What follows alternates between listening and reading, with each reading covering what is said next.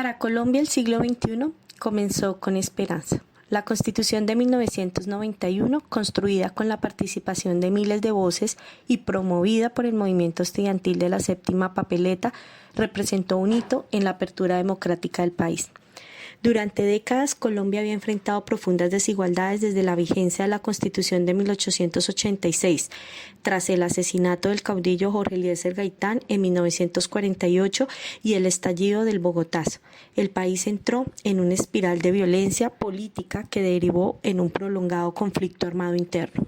El impulso ciudadano de los jóvenes que promovieron la Séptima Papeleta abrió el camino hacia un nuevo proyecto de nación. Sin embargo, el camino no fue fácil. A finales del siglo XX e inicios del XXI, Colombia enfrentaba una grave crisis marcada por el conflicto armado, el narcotráfico y una violencia estructural persistente. En este contexto surgió el Plan Colombia, una alianza con Estados Unidos cuyo objetivo era combatir el narcotráfico y fortalecer las instituciones del Estado. Aunque logró ciertos avances en seguridad, también trajo consigo graves consecuencias sociales, ambientales y de derechos humanos. A partir del año 2002, Colombia entró en un periodo de transformaciones profundas, marcadas por la reelección presidencial de Álvaro Uribe Vélez, quien con su política de seguridad democrática prometía recuperar el control del Estado, sobre todo el territorio nacional. Este periodo, que se extendió hasta 2018 con las presidencias de Uribe y luego con Juan Manuel Santos, estuvo marcado por una narrativa de mano dura contra los grupos armados ilegales, principalmente las FARC y el ELN. En lo económico, este modelo trajo consigo el fortalecimiento del libre comercio, tratados internacionales y un aumento en la inversión extranjera y turística, especialmente en los sectores extractivos como el petróleo, el carbón y la minería. El país vivió un crecimiento económico sostenido, pero a costa de profundizar las brechas sociales y ambientales. Sin embargo, las consecuencias sociales de este periodo fueron devastadoras para muchas comunidades. Los llamados falsos positivos, escándalos en los que los jóvenes inocentes fueron asesinados por el ejército y presentados como guerrilleros caídos en combate, marcaron una grave violación de derechos humanos. A esto se sumó el desplazamiento de millones de personas por el conflicto armado y el despojo de tierras. En 2016, el país vivió un momento histórico. Tras más de 4 años de negociaciones en La Habana, el gobierno de Juan Manuel Santos firmó el acuerdo de paz con las FARC. El objetivo era desmovilizar a la guerrilla más antigua de América Latina, reparar a las víctimas y sentar las bases de una paz duradera. En lo político, esto significó la entrada de las FARC a la vía democrática y la creación de mecanismos de justicia transicional como la JEP. Sin embargo, la paz también fue motivo de polarización. Muchos sectores políticos se opusieron al acuerdo, lo que se evidenció en el resultado del plebiscito de 2016. A pesar de esto, los movimientos sociales encontraron nuevas formas de exigir justicia, verdad y reformas estructurales. Nació una generación que creció bajo la promesa de una paz distinta. Paralelamente, emergieron movimientos políticos alternativos como la Colombia Humana, el Movimiento Maíz, Dignidad, entre otros, que comenzaron a disputar el poder a los partidos tradicionales.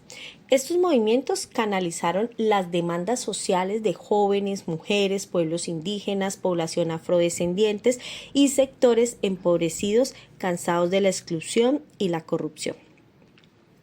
En este contexto de transformación, Colombia también recibió el impacto de la migración masiva desde Venezuela.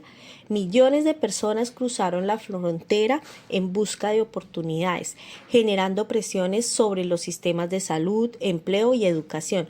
Aunque hubo expresiones de solidaridad, también se presentaron discursos de xenofobia y dificultades para la integración. Y en 2020, como en todo el mundo, llegó la pandemia del COVID-19, que profundizó las desigualdades existentes La crisis sanitaria evidenció la precariedad de los sistemas de salud pública. El desempleo aumentó drásticamente y miles de pequeñas empresas quebraron. A la vez, la educación virtual amplió las brechas tecnológicas, afectando especialmente a los estudiantes de zonas rurales y sectores populares. No obstante, también surgieron redes de cuidado y resistencia. Las comunidades organizaron ollas populares, brigadas de salud comunitaria y nuevas formas de apoyo mutuo. La pandemia también impulsó un cambio de conciencia sobre la necesidad de una política más humana, solidaria y ambientalmente responsable. Todo esto desembocó en el giro a la izquierda de 2022. Con la elección de Gustavo Petro y Francia Márquez como presidente y vicepresidenta de Colombia, por primera vez en la historia, un exguerrillero y una lideresa afrodescendiente del Cauca llegaron a la Casa de Nariño. Su elección representó un cambio profundo en el escenario político, una ruptura con las élites tradicionales y una apuesta por una Colombia más justa, diversa y plural. Este gobierno propone reformas estructurales en salud, pensión, educación y una transición energética justa que busca reemplazar el modelo extractivista por uno más sostenible. Aunque enfrenta una fuerte oposición, ha abierto espacios de diálogo con sectores históricamente marginados. Desde las reelecciones hasta la pandemia, desde el conflicto armado hasta el giro a la izquierda, Colombia ha atravesado una serie de procesos que han transformado su estructura política y económica y social. El siglo XXI ha sido una etapa de desafíos, luchas, avances, retrocesos, pero sobre todo de transformación constante. Hoy, después de tantos cambios en los territorios, todavía se sienten las huellas de las decisiones tomadas desde la Casa de Nariño. Las promesas de la Constitución de 1991, como el derecho a la participación, a la vida digna y a la paz, siguen siendo banderas que se levantan desde lo local. Por ejemplo, en la comunidad, muchas personas desplazadas por el conflicto armado encontraron un nuevo hogar. Algunas llegaron sin nada, buscando refugio, y con el tiempo construyeron barrios, sembraron nuevos lazos y aportaron a la economía local. Sin embargo, también enfrentaron dificultades para acceder a salud, educación, empleo o tierras. Esto refleja cómo la guerra ha dejado cicatrices vivas en la población.